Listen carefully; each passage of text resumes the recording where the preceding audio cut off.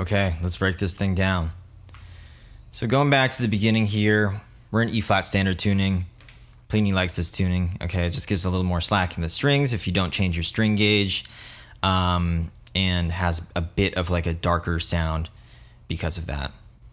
It's a pretty like simple standard alternate tuning that you can try out. C sharp, drop C sharp is like the drop equivalent of that.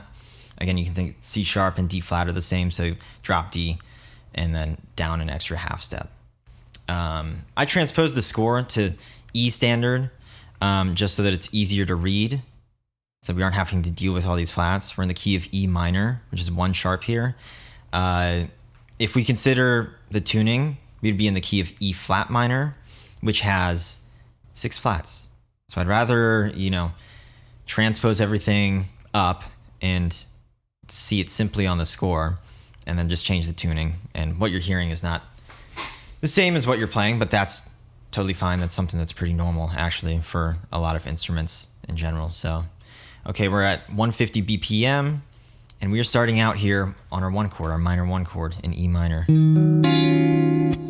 have a 9th in there as well. You can see E minor 9. This is a pretty standard movable minor 9 chord shape. We have root, our flat 3rd, our flat 7th, and then our 9th up there. This is actually stacked appropriately too. Like this is in root position. We're just missing our 5th, which the 5th is, it doesn't carry as much harmonic information as the 3rd does. So if we had to, or the 3rd and the 7th, so if we had to get rid of any of these 4 notes, the 5th is the first one to go. Obviously the root is, you would rather keep the root, the 3rd and the 7th than the 5th. Moving along here, we get a C major 9, our flat major 6 chord in the key of E minor. And yeah, this is also stacked nicely. We are missing our 3rd here, which is unfortunate. But if we were to play that, right, it would change the texture of the chord a little bit. And it's nice that we have this common tone 5 between these 2 chords with what's happening on the 5th, 3rd, and 2nd strings moving. We get this little percussive, like, palm rest, mute kind of thing happening here. That's a pretty common comping technique. And you can add a little bit of pick in there to make that a bit more obvious. With a clean guitar tone, you might have to do that anyways so that you can hear that there is a little percussive effect happening right there. But when you're on something like an acoustic guitar or you're using distortion or some, I don't know, some high gain tones, it might be a little easier to hear that kind of a thing. So, okay, we have our minor 4 going to our minor 5 here. This again is a pretty standard bar chord, minor 7 voicing. You can actually play that all the way up from the 6th to the 1st string. I dislike this voicing a little bit. If we look at it over here where it's a little more full, you can see that the intervals between, we have like 2 sets of 3rds. And so like intervallically, it's not as interesting. It's not as diverse. And that leads the overall voicing of the chord to sound like a little washed out, a little less obvious. And maybe that's just me being, a prog guitarist and wanting to hear extensions and inversions and all kinds of things. But yeah, whatever. Take it with a grain of salt. We get this little neo-soul flick thing. That's a pretty common little flourish. And yeah, it bridges the gap between this minor 5 chord and our minor 1 chord that we come back to. Now this is a bit different than the first measure, right? We have like these moving fourths, whereas over here we had an interval of a 3rd. And yeah, just some rhythmic and melodic variation to prevent this from being the exact same thing as the first measure, which we would usually want to wait like 8 measures, a full phrase, before we start repeating something exactly.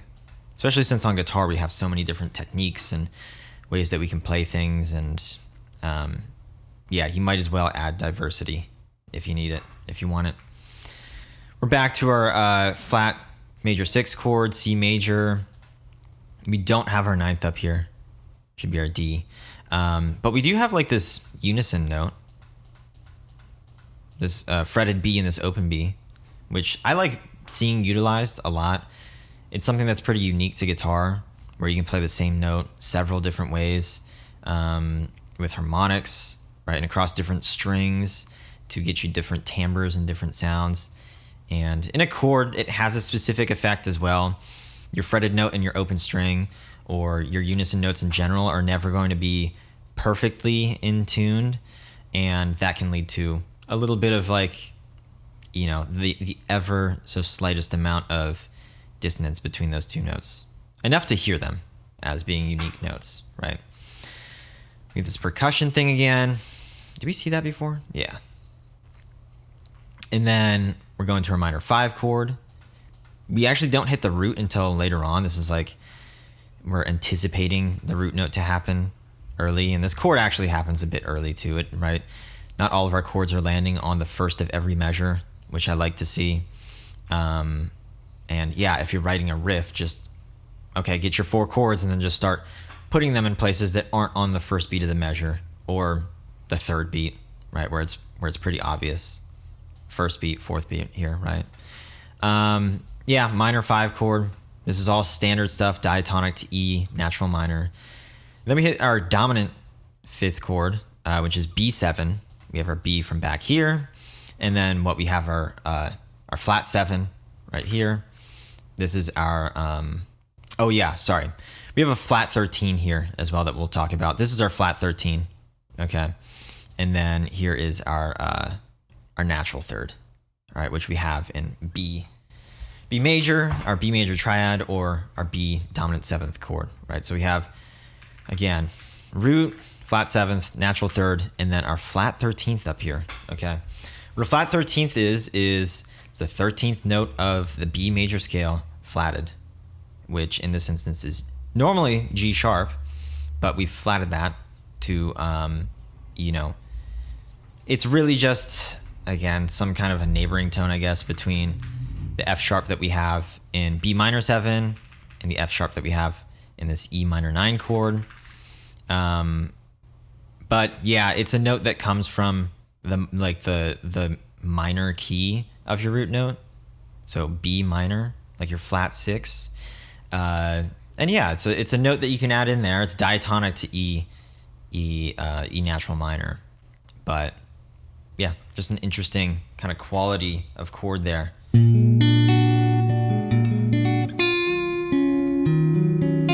Right? And you can hear how that resolves down to F sharp. All right, by way of a half step.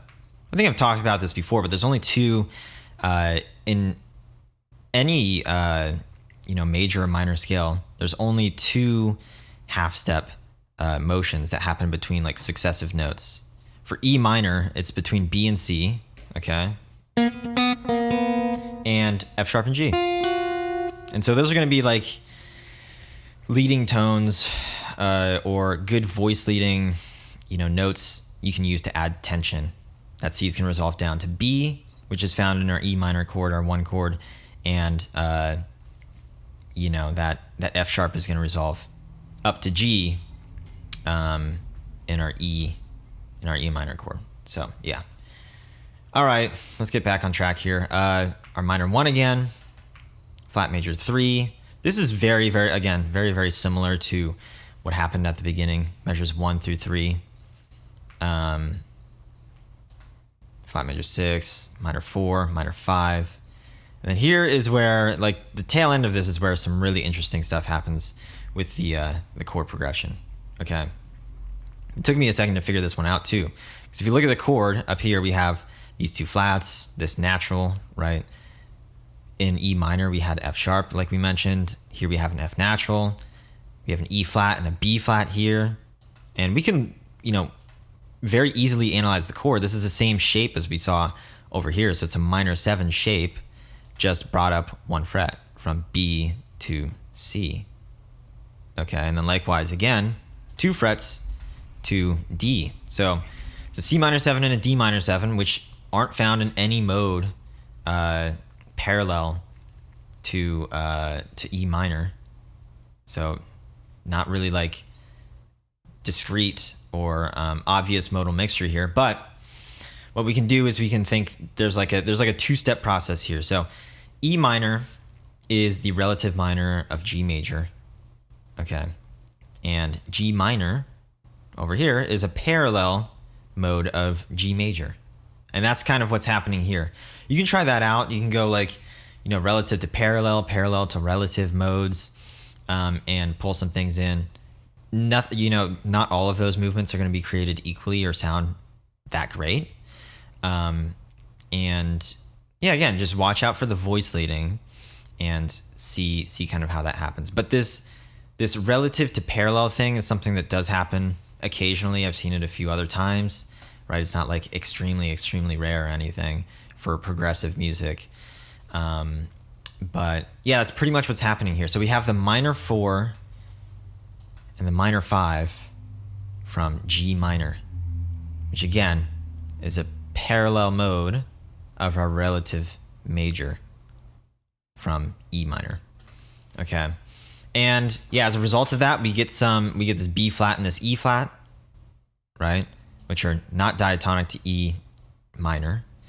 And yeah, just add some interesting chords here. It's still leading somewhere, right? We have a 5 chord of some sort. And again, this F right here, this F natural, kind of resolves up to F sharp here. Or we have this D common tone, right? I like looking at where the voices are leading. It's really, really important to think about when you're forming a chord progression, or you want your chord progression to sound a little more interesting, a little more, you know, with a little more intent. And yeah, so, and yeah, again, the voicing of this chord, I kind of hate, I kind of despise it. These thirds, repeating thirds. There's another chord too that has repeating fifths that I don't particularly care for. But those ones with you know, repeating intervals are easy to play in parallel because it's very obvious where these voices are moving to. So okay, back to our minor 1, flat major 6 here. This is an interesting voicing of this as well. It's still technically in root position because we have C at the bottom here, but what we have our root straight to 5th, then our 7th, and then our 3rd up top. Okay, this should not actually be a C major 7. This should be, I'm going to show you guys the stuff here. This is just a normal C major 7. Okay, we got, again, root, 5th, 7th, and then our 3rd is all the way up at the top. So it's just kind of like a different way to voice C major 7 here. And then this is a really cool chord, really unexpected too. Okay, you can hear that augmented triad right there. Our root note is G, which is not at the bottom here. But yeah, we have this augmented flat 3rd chord. Like, where is this coming from, right? Well, this D sharp is our leading tone in E minor. You think in E harmonic minor or E melodic minor, we add that D sharp back to hear a resolution from D sharp to E. And yeah, it's pretty much just we have our G major 7th here with that leading tone in there. So yeah, whether you see it as a borrowed chord from harmonic or melodic minor, or a you know, just kind of a passing chord, which this is a pretty, you know, standard passing chord in your natural minor key. It's interesting. It's really cool. And it has little elements, right? From here this B7 chord, right, of harmonic minor, some nice tension, some leading tones to get back to your minor 1. So there you go. Hopefully that taught you a little bit about the possibilities of chords and voicings and modes of modes. You know, this 5/7 addition here compared to our minor 5 chord. But yeah, there you go. That is the intro to Selenium Forest by Plini. Again, this is all transposed, so if you wish, think about all of this stuff just down a half step, and that will be true to what you're hearing. But otherwise, yeah, okay, we're still doing this thing. We're keeping it strong. We'll see what happens next week with it. But yeah, see ya.